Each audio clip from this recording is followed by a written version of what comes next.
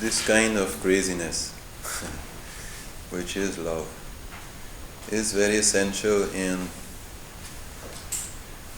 like my teacher very much used to love in America these mostly black churches, where they had and still have all these wild chanting, dancing, clapping. So this is very Indian, to really let go of inhibitions, to really let go of doubts and just chant. It's so healing, so, refreshing, relaxing.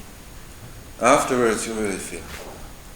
Then it's very easy to meditate. So, technically speaking, these kind of activities in Bhakti Yoga will take place before meditation.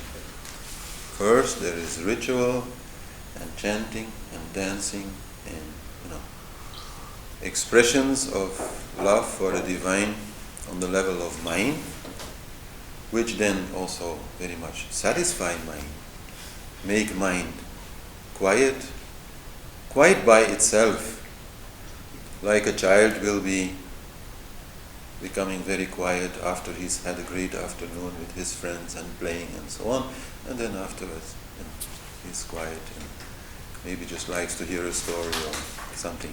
So same way we can work there, and then it becomes more easy to be quiet. Continue the bhakti, continue the feeling of love, but make it more quiet, more calm, so that mind can drop off and you can be easily in deep meditation.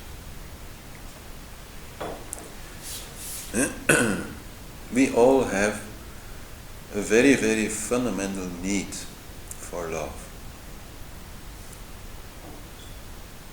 You can say that since the reality is union, we always feel in need of love because we feel we are in separation.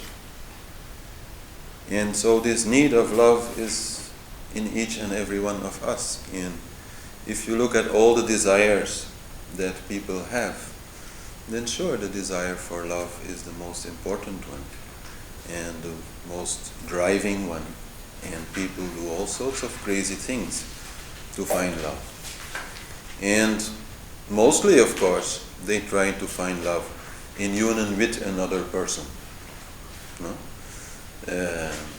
Man and woman somehow also opposites, meeting together, making a union, is also a very beautiful way to live Bhakti Yoga. I'm not really going to talk about it so much today because it's not really the subject. It's a separate class I also give, the yoga of love with two. There's a lot to be said about that, of course, because a lot can go wrong. But it's interesting to compare the love for God with the love between a couple.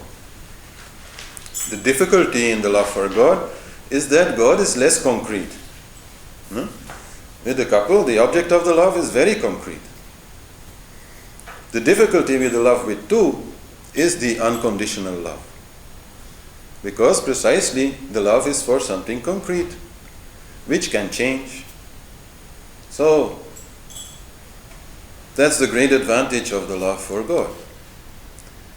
God never argues with you, God always loves you.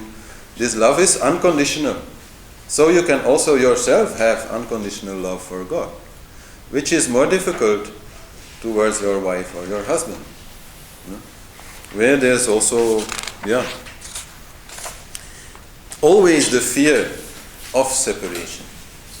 If there is one thing that is stopping people from coming together as a couple and from staying together as a couple, it is the fear of separation. The fear of separation is the greatest cause for separation.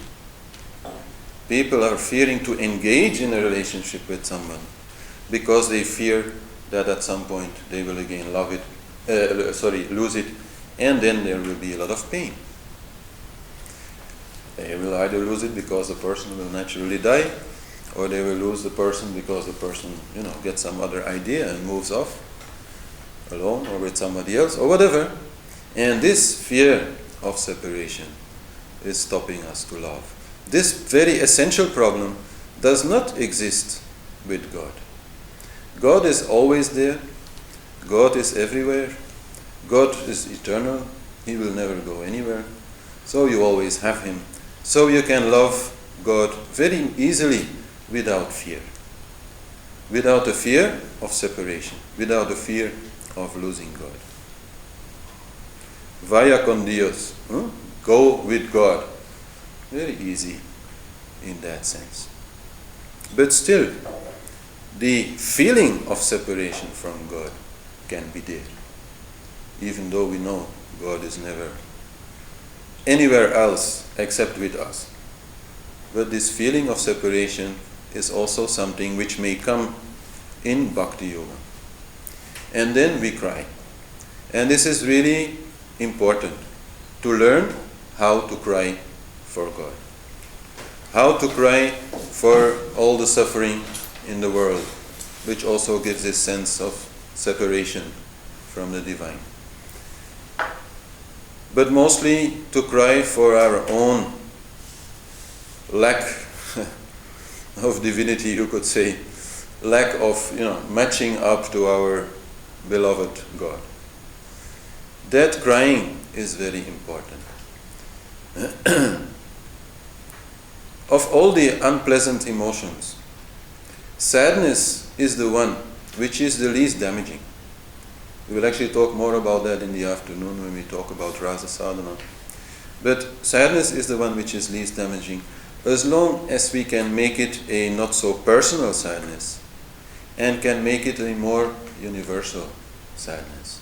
A universal feeling of compassion, a feeling with all the others who are suffering in this world, suffering from the separation, which is the essential suffering. Somebody who loses a leg, for example, you can say, okay, he is suffering. But losing a leg is nothing very important. There's still lots of things you can do with just one leg, and even, today we have all this kind of equipment and things, and, So losing a leg is really not a big deal. But for most people to whom it happens, it is a big deal. They will feel like their life is completely devastated, ruined, because they have lost this leg. Because they identify with this leg. Because they identify with this body, which is supposed to have two legs. So if one leg goes, they feel, oh, my world has ended. So this suffering that happens is not so much because of losing the leg. It is because of the identification with the body. It is because of the ego that they suffer. It is because of the separation from their divinity. If they would be connected inside to their inner divine being, they would lose a leg and hardly care. And I've seen that happen. I've seen saints really having, some car accident, and losing it wasn't actually a leg, it was an arm. And this guy really, you barely noticed it. In his character, it didn't change. He was completely disconnected from that.